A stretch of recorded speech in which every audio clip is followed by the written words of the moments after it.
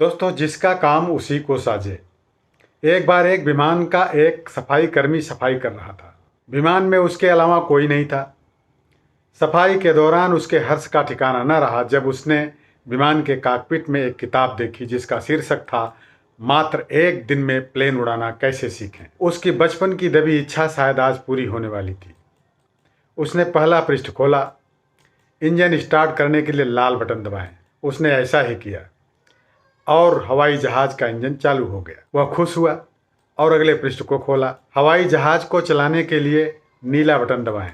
उसने ऐसा ही किया और विमान ने एक अद्भुत अविश्वसनीय गति से आगे बढ़ना शुरू कर दिया। मगर वह तो उड़ना चाहता था, इसलिए उसने तीसरा पृष्ठ खोला जिसमें कहा गया था, हवाई जहाज को उड़ाने के लिए कृपया हरा बटन दबाएं।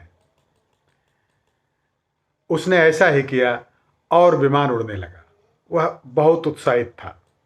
उड़ान भरने के 20 मिनट बाद वह संतुष्ट था और अब उतरना चाहता था, इसलिए उसने चौथे पेज पर जाने का फैसला किया।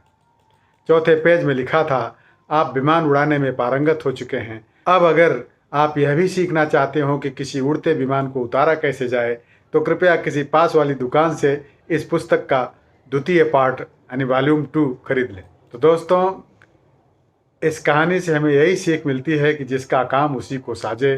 कभी भी पूरी जानकारी के बिना कोई पंगा नहीं लेना चाहिए। बहुत बहुत धन्यवाद।